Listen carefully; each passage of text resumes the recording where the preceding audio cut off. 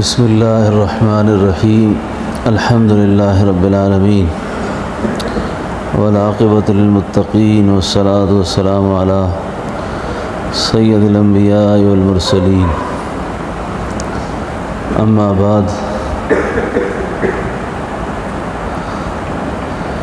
میں تو عام طور پر آپ کو حضرات کے علم میں ہے کہ میں خواب بیان نہیں کیا کرتا، عادت نہیں ہے، اور کسی سالک کو خواب کے پروگرام میں رہنا نہیں چاہیے۔ بہت سارے لوگ بیت اس لیے ہوتے ہیں کہ ہمیں اچھے اچھے خواب آئیں، ہمیں کشف شروع ہو جائے۔ یہ نیت خراب ہے۔ اس نیت سے جو شخص ذکر کرے، معمولات کرے، وہ کبھی منزل کو نہیں پہنچ سکتا۔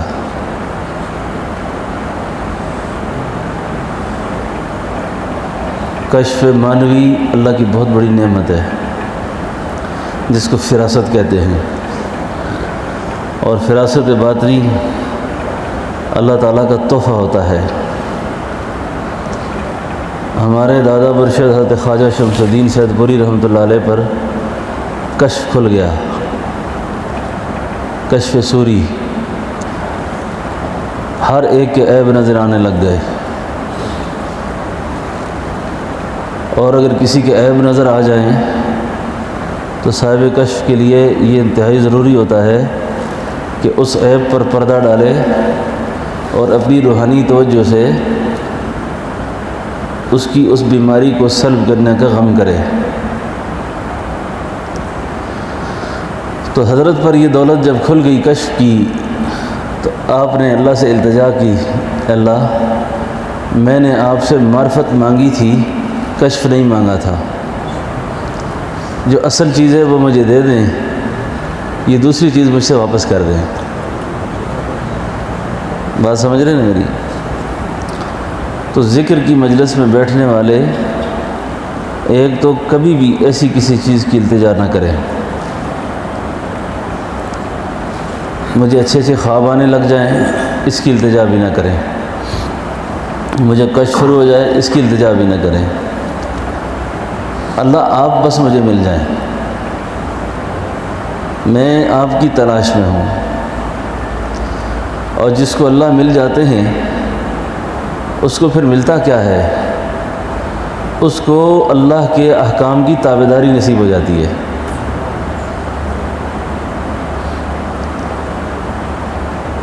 اور بعض لوگوں کے بارے میں، بزرگوں کے بارے میں یہ دیکھا سنا ہے کہ جن سے اعمال رہنے لگ گئے اور ماورائی چیزیں زیادہ کھلیں، تو انہوں نے اخیر وقت میں اس بات کا افسوس کیا کہ اے اللہ، ہمیں زندگی میں ایک بھی اچھا خواب نہ آتا، ایک بھی کشف ہمیں نہ ہوتا۔ تو بعض اوقات ایسی چیزیں آزمائش بن کر آ جاتی ہیں، آدمی سمجھتا نہیں ہے۔ اور جب پھر ایسی چیزیں، خواب جو ہیں، یہ تو فراست کا اور نبوت کا 40واں حصہ ہے۔ آقا صلی اللہ علیہ وسلم کو وحی سے پہلے اچھے اچھے خواب آیا کرتے تھے، اچھے اچھے خواب آیا کرتے تھے۔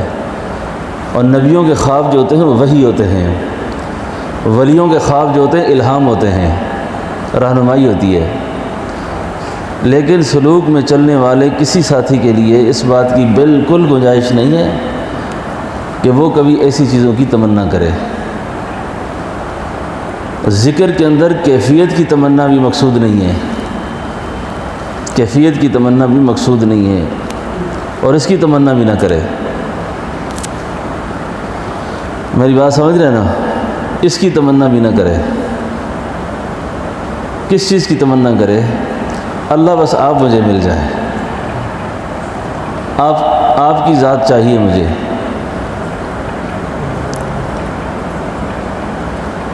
بعض اوقات ایسے سے خواب، مکاشفات، رہنمائی ہوتے ہیں جن میں امت کی رہنمائی ہوتی ہے، خیر ہوتی ہے کوئی نہ کوئی۔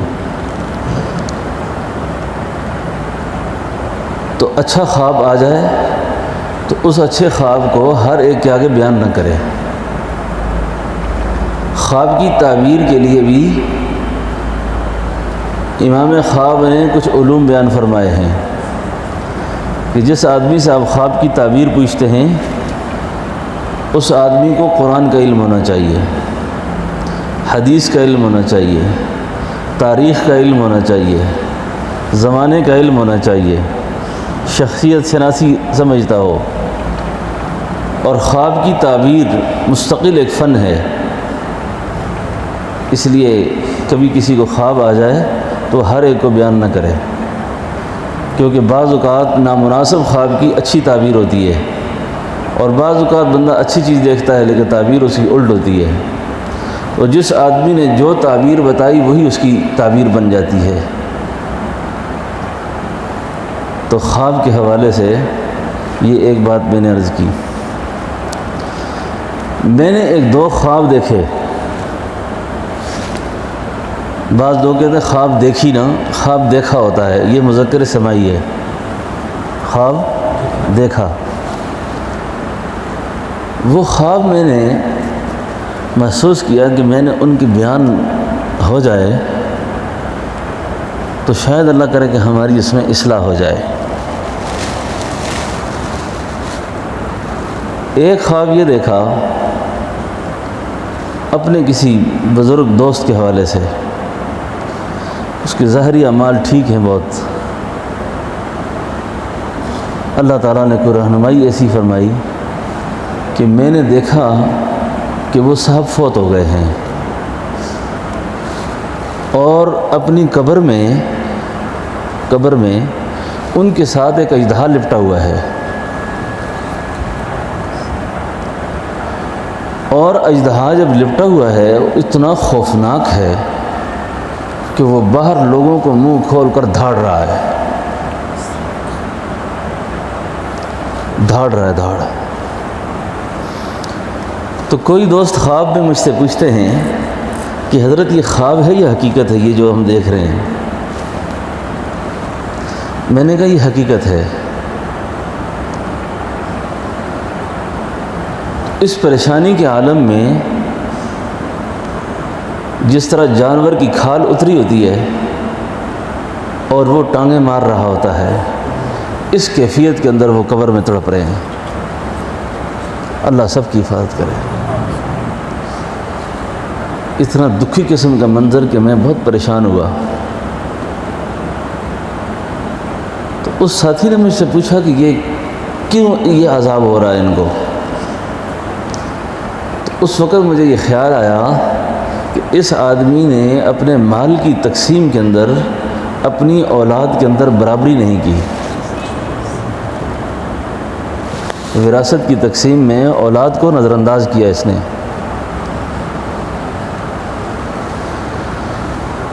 اللہ اکبر۔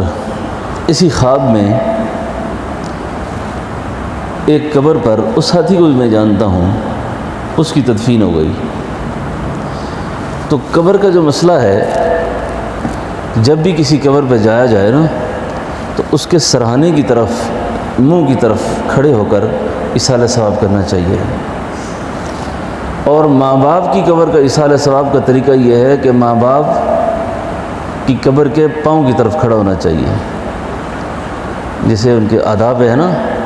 والدین کی قبر کے آداب یہ ہیں کہ ان کے پیروں کی طرف کھڑا ہو۔ عام مومنین مسلمانوں کی قبر پہ جب جائے تو اس کے چہرے کی طرف کھڑا ہو۔ تو میں ایسے کھڑے ہو کر مجمع کو بیان کر رہا ہوں، اور بیان کے اندر یہ آیات پڑھ رہا ہوں: یوم یفر المرء من اخیہ وامہ وابیہ وصاحبتہ وبنیہ لکل امرئ منہم یومئذ شأن یغنی وجوہ یومئذ مسفرہ۔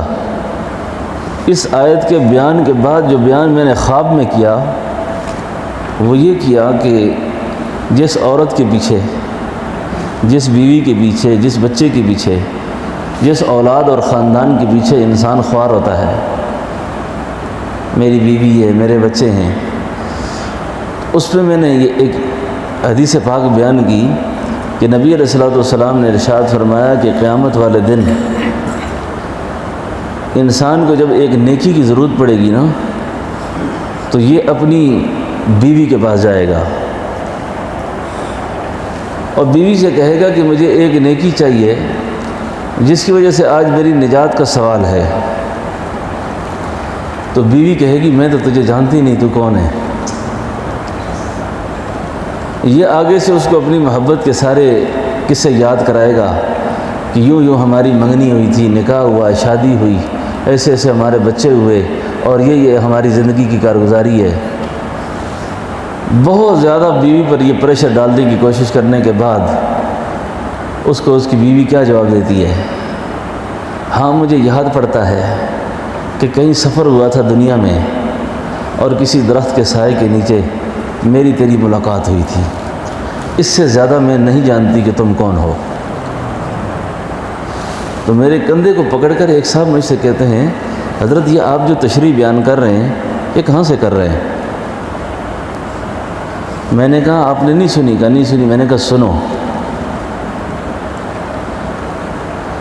بس یہ خواب دیکھا اور بڑی عبرت بھی ہے اس میں، بڑا پیغام بھی ہے اس میں، بڑی نصیحت بھی ہے، دعوت فکر ہے ہر شخص کے لیے، اور خصوصاً میرے اپنی ذات کے لیے بھی اور آپ کے لیے بھی، کہ جن جن محبتوں کے پیچھے، جن جن رشتوں کے پیچھے آج ہم اپنے حلال حرام کی تمیز نہیں کرتے، اللہ رسول کو ناراض کرتے ہیں، کل یہ رشتے ہمارے ساتھ یہ کریں گے۔ رات دن جن کے لیے ایک کیا، نہ دن دیکھا نہ رات دیکھی، مرنے کے بعد شاید کوئی فاتحہ پڑھنے کے لیے بھی پورے طریقے سے سنجیدہ نہ ہو۔ بات سمجھ گئے نا؟ ایک تو پوری کوشش کرنی چاہیے کہ اپنے معاملات کو درست رکھنا چاہیے، معاملات کو درست رکھنا چاہیے، جھوٹ سے، دھوکے سے، بد اخلاقی، بد کلامی سے کوئی کام نہیں لینا چاہیے، خصوصاً مالی معاملات کو بہت صاف رکھنا چاہیے، مالی معاملات کو بہت صاف رکھنا چاہیے، مالی معاملات کو بہت صاف رکھنا چاہیے۔ اور یہ جو وراثت کے مسائل ہیں جو ہمارے آباء و اجداد میں، بڑوں میں، بزرگوں میں، کئی لوگ بڑی بہنوں کو، بیٹیوں کو محروم کر کے جاتے ہیں، بہنوں بیٹیوں کے حصوں کا خیال نہیں کرتے، حج بھی کر لیتے ہیں، عمرے بھی کر لیتے ہیں، نمازیں بھی بہت پڑھتے ہیں، سارے کام کرتے ہیں، لیکن حدود شریعت کا خیال نہیں کرتے، تو یہ اچھا نہیں کرتے۔ شیطان نے ہمیں الٹا سبق پڑھایا، ہماری فرائض کی تلافیاں وہ مستحبات سے کرنا چاہتا ہے، حرام کی تلافی وہ صدقات سے کرانا چاہتا ہے، حرام کی تلافی صدقات سے نہیں ہوتی، فرض کی تلافی مستحب عمل پہ عمل کرنے سے نہیں ہوتی۔ تو مردوں کو، عورتوں کو ایک تو فرائض کی، فرض حکم کی بہت خیال رکھنا چاہیے۔ دوسرا بات جو ہے نا وہ بھی بڑی اہم ہے، کسی اللہ کے پیغمبر کی زیارت ہوئی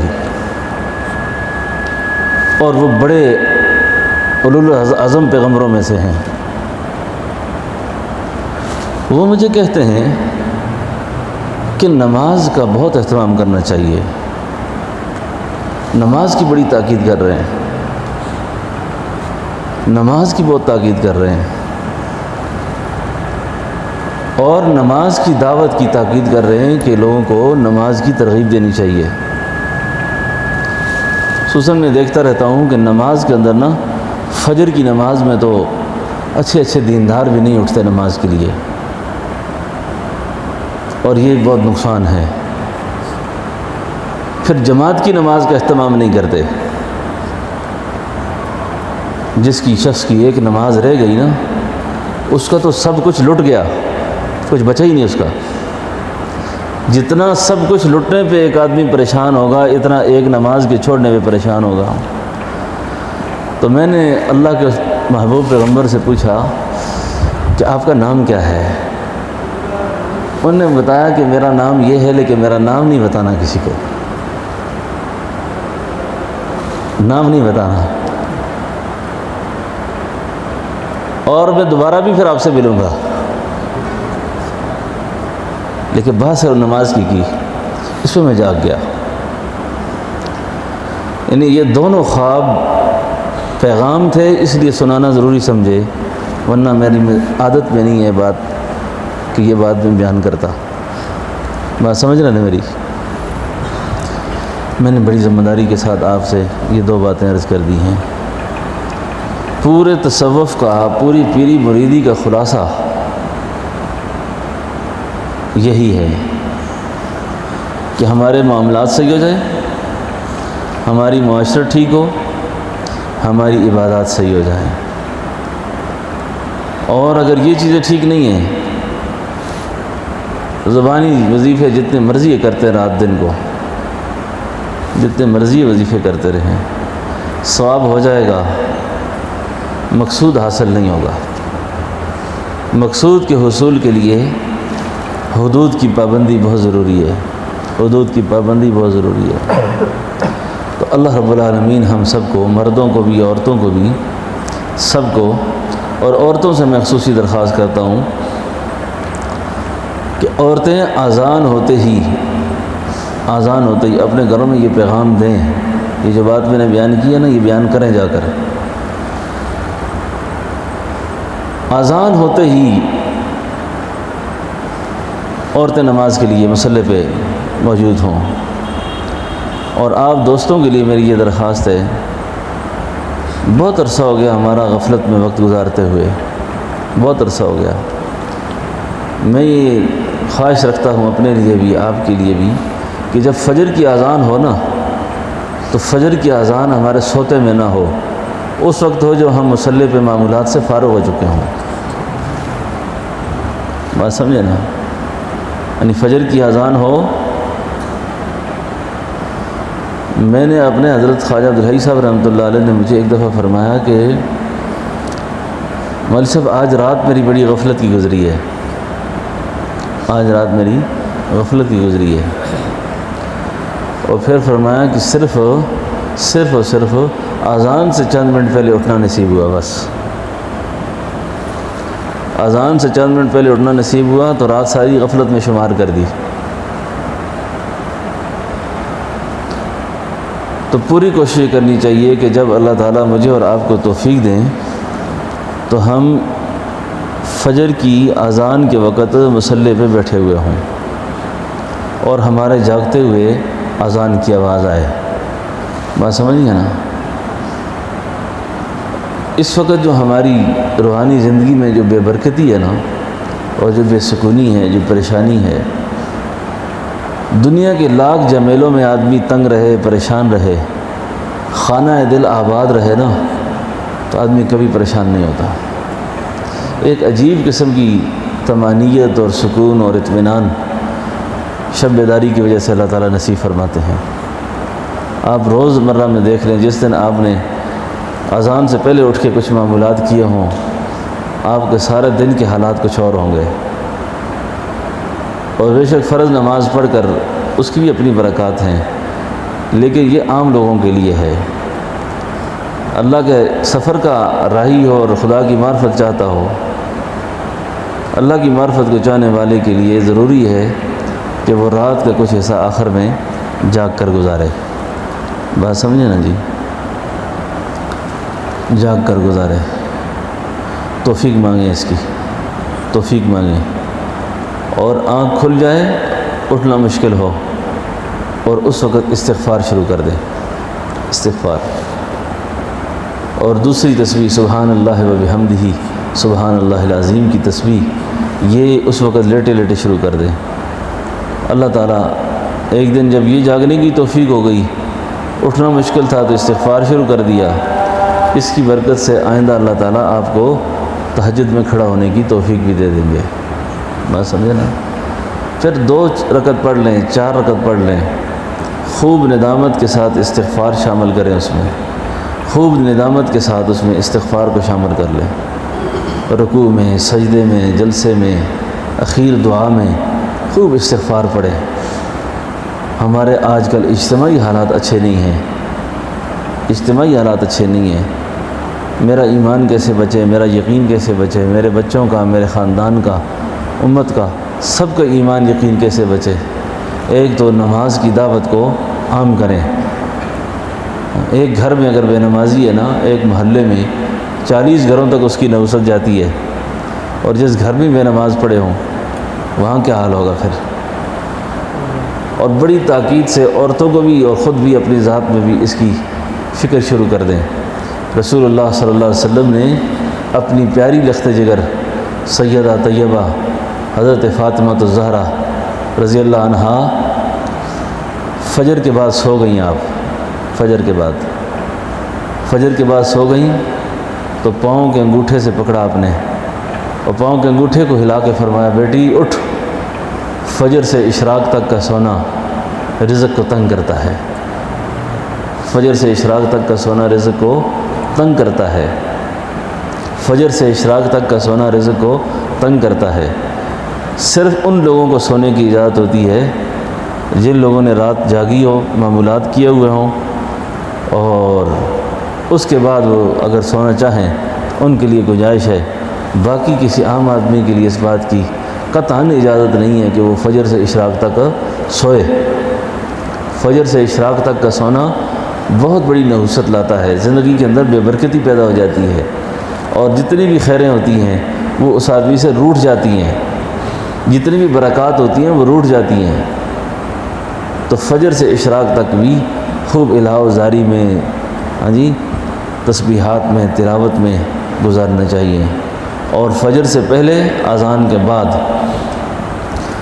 مولانا محمد الیاس صاحب رحمۃ اللہ علیہ فرماتے تھے کہ میں نے فجر کی اذان کے بعد نماز سے پہلے قرآن کو دیکھ کر تلاوت کرنے کے جو ثمرات دیکھے ہیں اور جو برکات دیکھی ہیں، اتنی کسی اور عمل میں نہیں دیکھی. یعنی قرآن شریف کو دیکھ کر پڑھنا، یاد بھی ہونا، زبانی نہ دیکھ کر پڑھے. دیکھ کر پڑھنے سے ایک بڑی نورانیت نصیب ہوتی ہے. کم از کم ایک پاؤ ہی پڑھ لے، 2-4 رکوع پڑھ لے، تو کم از کم قرآن کے ساتھ اتنا تعلق ضرور رکھے. انشاءاللہ اس کی برکت سے بھی اللہ رب العالمین اپنے فضل متوجہ فرمائیں گے. کچھ خواتین بھی بیعت ہونا چاہتی ہیں، ذکر کی اجازت لیتی ہیں، اور اگر کوئی اور ساتھی حلقے میں داخل ہونا چاہتے ہیں وہ بھی کلمات توبہ پڑھ لیں ساتھ ساتھ.